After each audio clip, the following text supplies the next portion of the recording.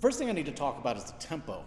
Now, this piece of music is a wonderful piece of music, the Opus 32, the Symphony in E minor by Amy Beach, in case you're wondering where this comes from. It comes from the finale movement, the last movement.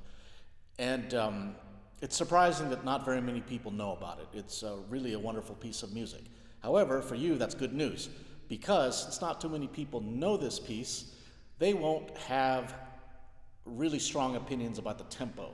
So if you see that half note equals 132, yeah, that's an ideal target tempo, but really, if you do any kind of allegro tempo, an allegro that sounds fast to you, it's probably going to work. So don't try to push yourself to a tempo that you can't play cleanly. Just find something that plays comfortable under your fingers and with a good sound, but still sounds spirited in nature. And that's really all you have to do.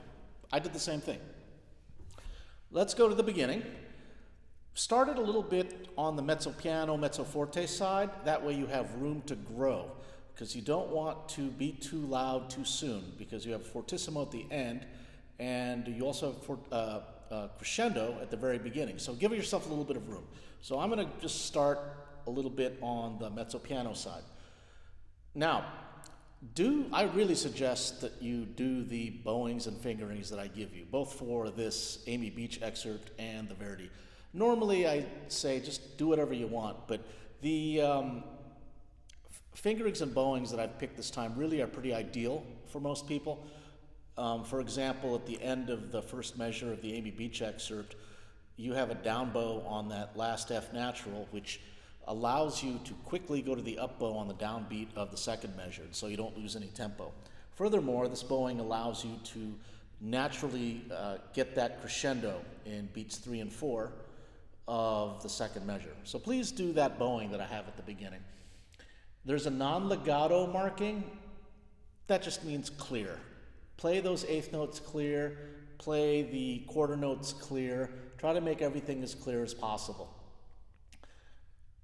Another hint that I can give you is that the first thing that may freak you out is and then finding that E natural and F sharp. That can be problematic, yes. But if you think about that F sharp being easy to find, because if you jam your F sharp up there, your fourth finger up to that F sharp, that's really as high as it can go because of the heel of your hand. On most basses, the F sharp's the highest note. So finding that F sharp is really not that tough, because there is a landmark here that tells you exactly where it is. So don't let that freak you out.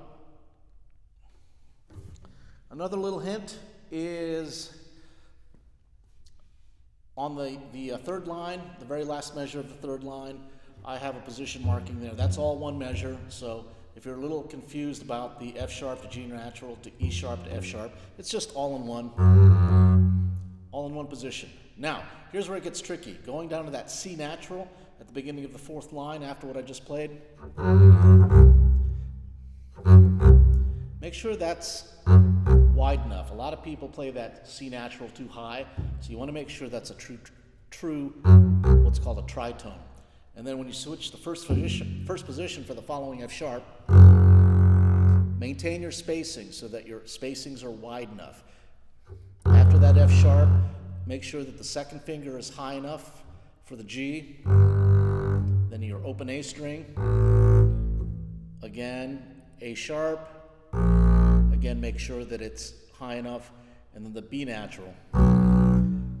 I know I keep saying make sure you maintain your spacing. That just means don't compress your hand position, because when you are doing shifting in between first position and half position on the E and A strings, hand positions tend to compress. And so that means first fingers tend to go sharp, fourth fingers tend to go flat. So anytime you're in that half position or first position on the E and the A string, and that happens a lot in a lot of your music, you've got to always make sure you maintain your spacing and make sure your hand positions don't collapse so you can play in tune. Finally, in that, it's marked rehearsal B. It's a funny looking B, but that's rehearsal B. So that in the last three measures where you have that fortissimo, you have the high E, and then you go over to the C natural. What I want you to do is to make that as legato as possible, the C natural to B. And that makes for a little bit of a nice little lilting legato in the middle of all of this virtuosic bass sounding stuff. It adds a little bit of panache and style to the end of the excerpt and gives a nice ending. So that's really all I have to say about this piece. Probably the most important thing, like I said, is don't be afraid of doing a slower allegro tempo that's comfortable for you, where you can get all the notes clear, because it doesn't really need to go as fast as you think it does. Good luck on this excerpt. It's a really fun piece. Take a chance to listen to all of Amy Beach's Symphony in E minor, because it's a wonderful piece. Have a good one.